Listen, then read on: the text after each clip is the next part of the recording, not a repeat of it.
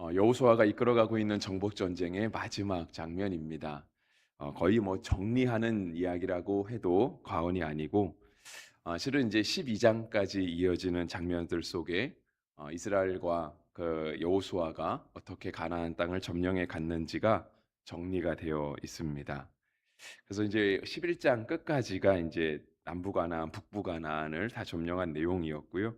내일 보실 12장은 그동안 여호수아가 어떠한 성읍과 싸웠는지, 그가 정복한 성읍들의 명단을 이렇게 쭉 기록하고 있습니다. 전쟁을 마무리하는 단계 가운데서요. 일단 18절은 이렇게 16절은 이렇게 시작하죠. 여호수아가 이같이 그 온 땅 곧 산지와 네겝과 고센 온 땅과 평지와 아라바와 이스라엘 산지와 평지를 점령하였으니라고 갑니다. 물론 이 지역들을 우리가 지도를 보면서 살펴보면 저 남쪽에서부터 북쪽까지라고 하는 것을 볼 수 있습니다. 역시 그 다음에 17절에 나타나는 세일로 올라가는 한락산과 헤르몬산 아래 레바논 골짜기 바알깃까지라라고 하는 부분도 성서 지도에서 보면 그래도 이스라엘의 남쪽과 북쪽 지역을 함께 아우르고 있다라고 하는 것도 보게 되죠. 물론 지금의 지역과는 많이 다르고요. 또 우리가 이렇게 특별히 내일 볼 어떤 그런 본문의 말씀들을 다 볼 때 그러한 지역들이 현재 어느 곳에 해당한다라고 하는 것을 정확하게 매치하기도 어려움은 있습니다. 그러니까 이제 예전의 지명과 또 오늘날의 지명이 다른 것도 있고, 다 이렇게 규명할 수 없는 부분들이 있는 거죠. 고고학적인 증거를 통해서 다 증명된 것도 아닙니다. 그러니까 여리고성 자체가 고고학으로 증명된 것 자체가 그렇게 오랜 시간이 되지 않았습니다. 왜냐하면 고고학이라는 학문 자체가 시간도 오래 걸리는 학문이고요. 또 고고학을 한다고 해서 어떤 우리의 생활에 경제적인 이익이 생기는 것도 전혀 없습니다. 그러니까 우리도 뭐 이스라엘 고고학뿐 아니라 우리나라의 고고학도 마찬가지지 않습니까? 우리가 뭐 삼국 시대의 역사를 알아가거나 고조선 시대의 역사를 알아간다고 해서 그것이 오늘 우리가 살아가는 삶의 뭐라 그럴까요? 좀 경제적인 이익이라고 할까요? 그런 것들에 쪼끔의 보탬이 되는가? 사실 그렇지 않습니다. 우리가 뭐 과거 역사를 안다고 해서 그것이 오늘 우리의 삶을 살아가게 하는 것들은 아니죠. 그러다 보니까 인제 이러한 어떤 역사서의 얘기를 읽어갈 때 우리가 다 이렇게 명확하게 증명해 가기는 어려운 부분들이 있습니다. 그런데 분명 여호수아가 싸웠던 시간들은 사실입니다.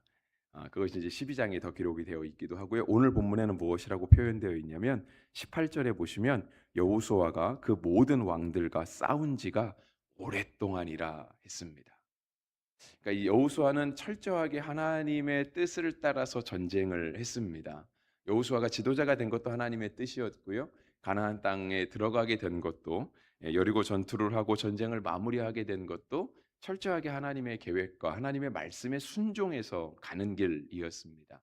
그런데 오늘 본문 18절에는요. 그렇게 여호수아가 하나님의 말씀을 따라서 살아온 시간, 근데 그것은 싸움하는 시간이었죠. 정복 전쟁하는 시간이었으니까.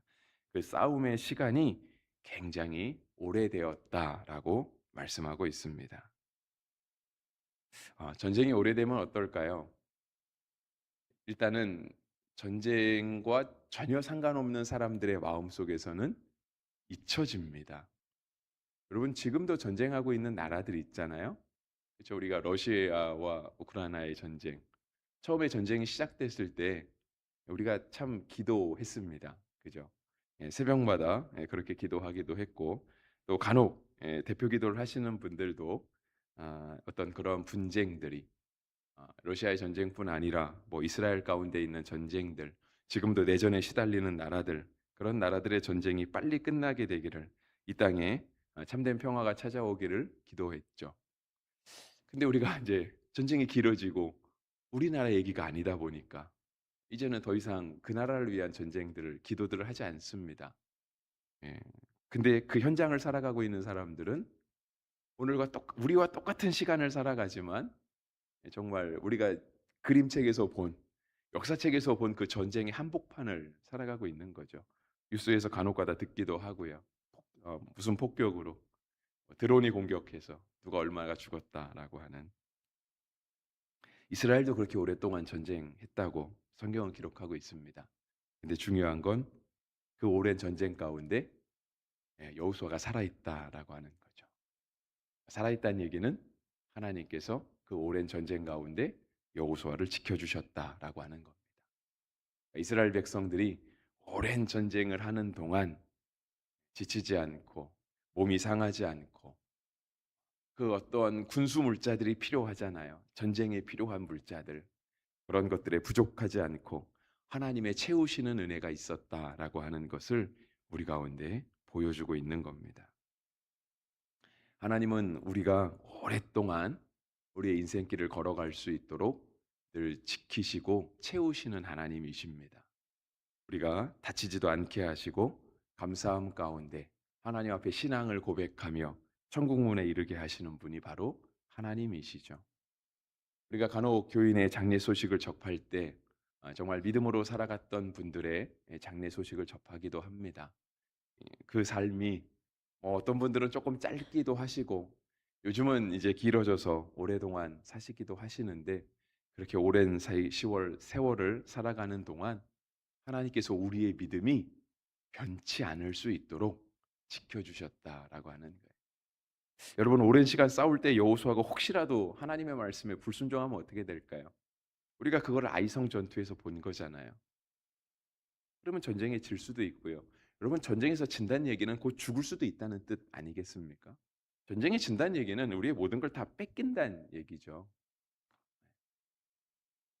그런데 하나님께서 그 오랜 시간 싸울 수 있도록 하나님께서 이스라엘을 지키시고 여호수아를 지키셨다 하는 겁니다. 그래서 여러분 정말 오래 싸우고 있는 분들 혹시 계십니까? 여러분의 인생길이 마치 오랜 싸움을 하는 것처럼 힘들고 어려운 분들이 계시다면 꼭 우리 주님과 함께 가시기를 바랍니다.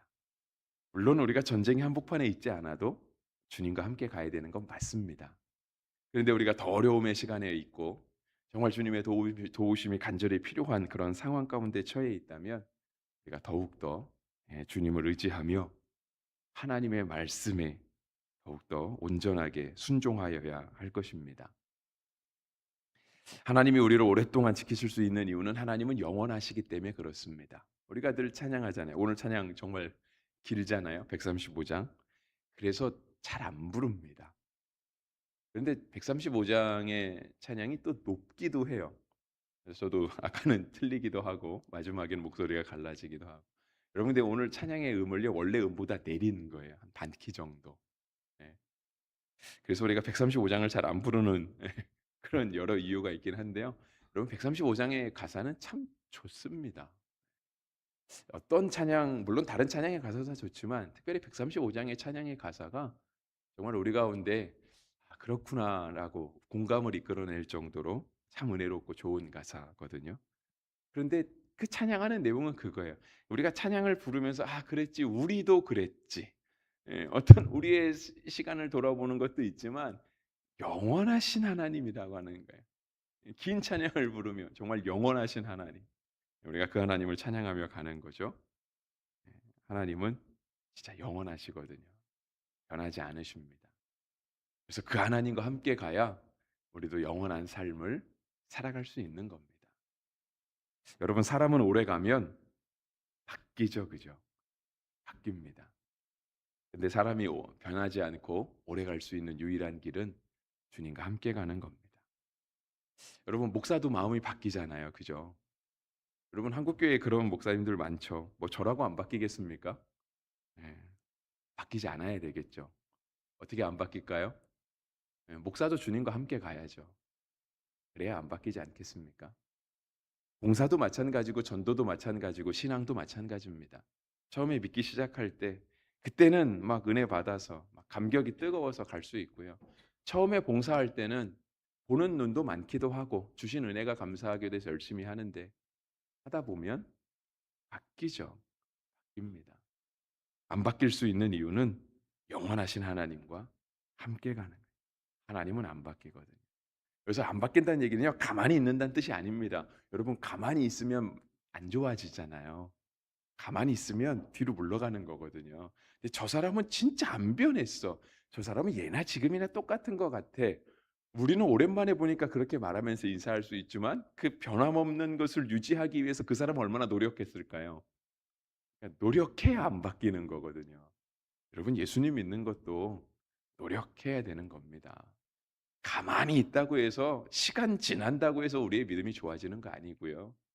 오래도록 함께 가기 위해서 주님과 함께하면 영원하신 주님과 함께 가면 우리가 오래 갈 수 있는데 그냥 주님과 함께 내가 가만히 있는다고 해서 자연스럽게 오래 갈 수 있는 게 아니고 주님과 함께 간다는 뜻은 정말 우리의 신앙의 면에 있어서도 다부지게 노력한다는 뜻이에요. 주님을 쫓아가기 위해서.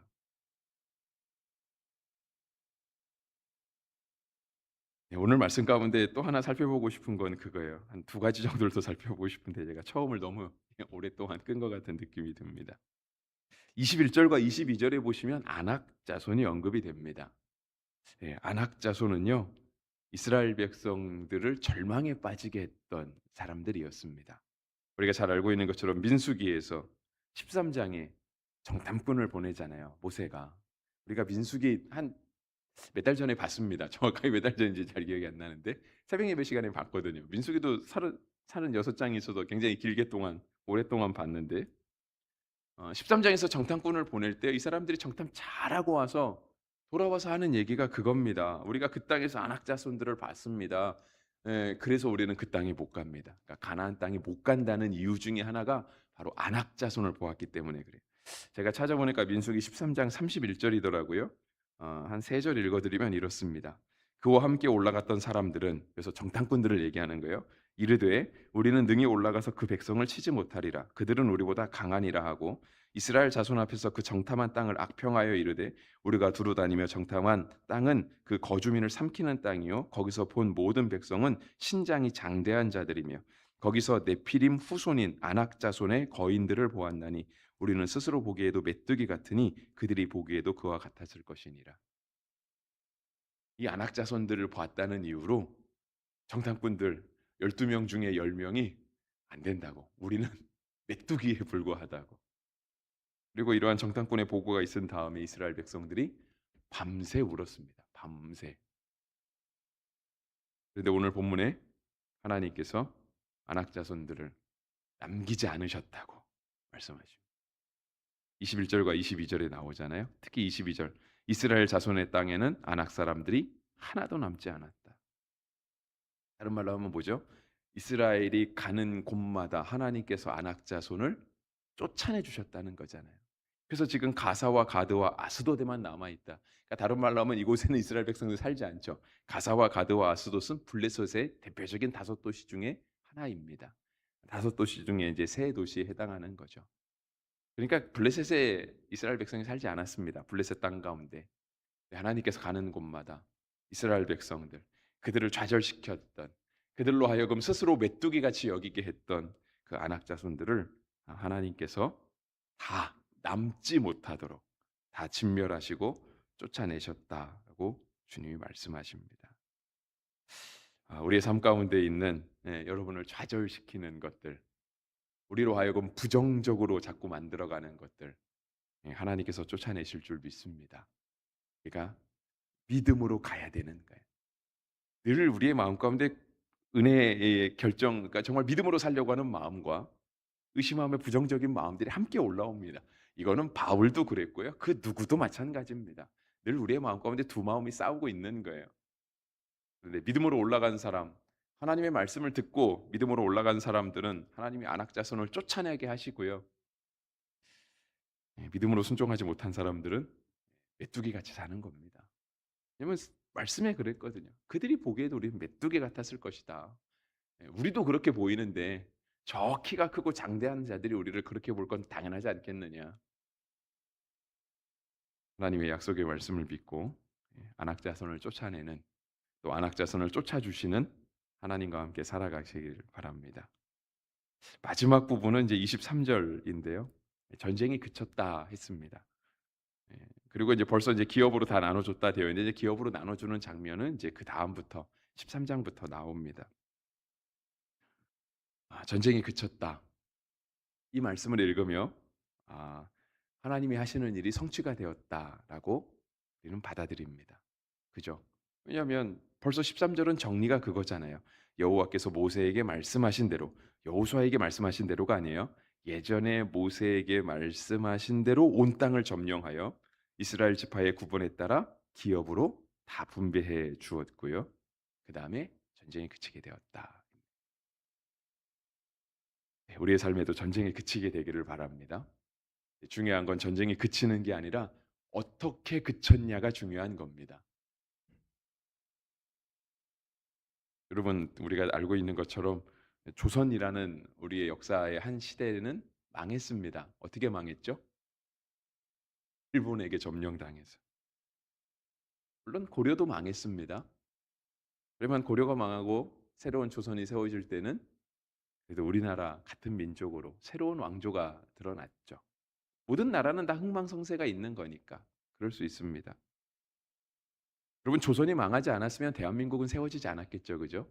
우리가 살아고 있는 평화롭고 부유하고 번영으로운 땅 대한민국은 없었을 겁니다.